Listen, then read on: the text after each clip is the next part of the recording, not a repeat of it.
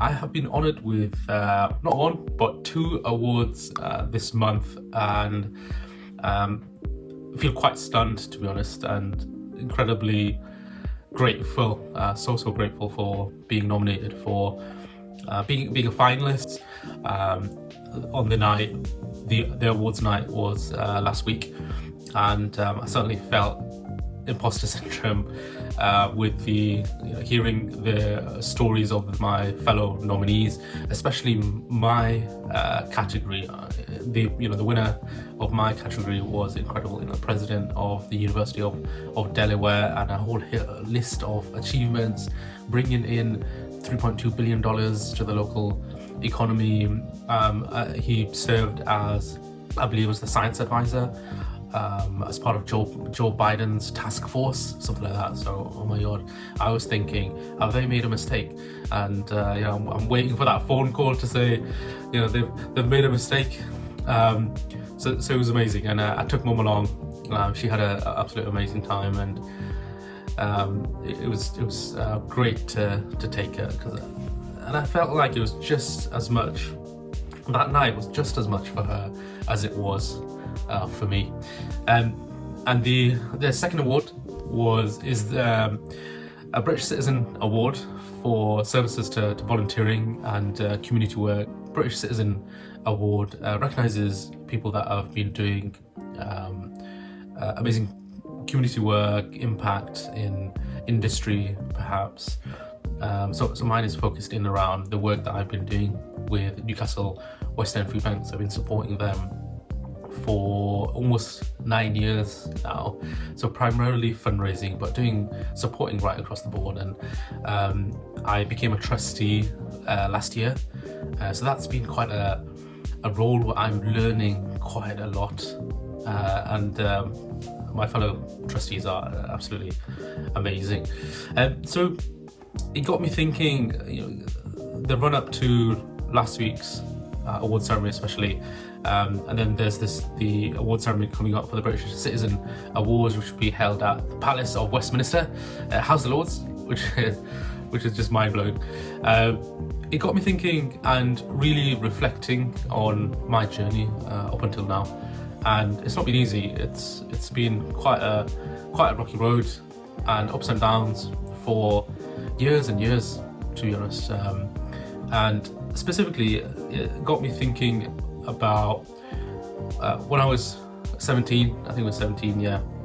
And up until then, the years preceding that, in school, I failed all my exams, and my confidence was really low, and my anxiety levels, and I just wouldn't speak in class, and coupled with a really tough home life, and Dad had loads of strokes for a couple of years, and he was severely disabled, so supporting my father and the family, supporting Mum really, to look after Dad and the rest of the family. It's quite a large family. All of that impacted my education and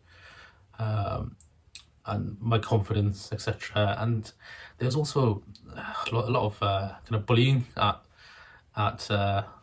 school. I'm not telling you this so you feel sorry for me, and it all just impacted me in the sense that my education, but also I didn't have any kind of blueprint vision for the future. I didn't know what I was going to be doing the next year, and when I failed my exams, etc., I had no kind of path forward, and then my father passed away a couple of months later, so I was in a very low and dark place. So I was on a bit of a kind of knife edge between deciding, do I quit education and just go look for a job, I don't know, go into retail, or what my family was saying were, go work in the family takeaway. And if I did that, what future do I have beyond that? What's the in terms of everything, in terms of work that I really want to do, in terms of making money, etc., paying the bills? Or do I resit my GCSEs and then give it another go? So fortunately, I did take the latter decision. I went and reset my GCSEs, and then went on to do my A levels. So something, all of that, all of those kind of challenges and tragedy and things that happened, it kind of, I felt a kind of a snap and a switch flip, and all I was kind of thinking to myself at the time afterwards was, I just I just don't want to fail any longer. I wasn't in the mindset of I'm gonna do amazing and excel and get some A stars and do absolutely amazing. My mindset was I just did not want to fail anymore, and I refused to fail anymore. So I so super overcompensated in my energy that I put into my studies. And I think one of the key messages is, for me particularly, it wasn't about being competent or having that ability or developing that skill. I think all of that was there. It was just dormant. It was about having the confidence and belief and guidance as well. So, and allowing and seeking out that guidance as well. So I did none of that. So during that period, I, there was a light bulb, a switch flipped for me. So after all of that, all of this kind of mad, crazy things that were happening in my life, I finally, I just wanted to knuckle down and concentrate on my studies, and I went at it with such kind of energy that I didn't want to fail. Like I said before, I just did not want to fail, but I put in 10 times more effort than I had ever done in my life in anything that I did. So yeah, I reset my GCSEs. I did a GNVQ, which was like an equivalent to GCSEs, and I got like all Bs, and then I got, yeah, I didn't get any A's yet, but then I was allowed to go onto my A levels. So this is when it really started to take off. So I built that base of confidence now and belief in my own ability. And then I started smashing my A level. So it was the first time that I ever got my first A in one of the modules. And then after that, it just clicked. I put so much effort into that, getting that first A. It was crazy. But then it's like I had figured something out, and then getting that next day, and the next day, and then the next day, and then the next day, just getting easier and easier and easier. So I was doing business studies and IT, and for my business studies, I got a double A it was a double A level, and I think nobody in the history of the high school had got a double A in that particular subject. Of course, there's people that have got A's and others, and there's loads of people in the school that have got like 4 A's, etc. But for me, that was one of the most incredible achievements I had ever done in my life up until that point. And then a year later, after I finished my A levels, or just before, or just after, sorry, that same head teacher that was ready to kick me out of school, he had secretly nominated me for an award at a local paper, so the Evening Chronicle Young Achiever Awards for A level category. That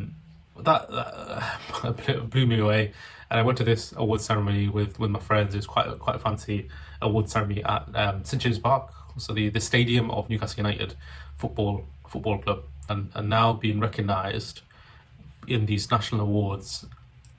Very few people get these awards, so it's about 50 people across the UK that get the British Citizen Award. So it's very humbling, and thinking back through all of the stuff, and there's a lot of other stuff I think I'll unpack and share in future vlogs and videos, challenges that I went through. But the key message here, and I think I'll use a quote that I came across, which really resonated with me. Failure should be our teacher, not our undertaker. Failure is delay, not defeat. It is a temporary detour, not a dead end. Failure is something we can avoid only by saying nothing, doing nothing, and being nothing. So if you want to overcome your challenges, if you want to go after your goals, take it step by step, and small successes will lead to motivation to complete your goals. And at the end of the day, these awards, yeah, they're great, and it's fantastic to receive them. But ultimately, what I'd love to do is whatever recognition and platform these awards provide, I want to use that to help guide, uplift, and inspire the next generation.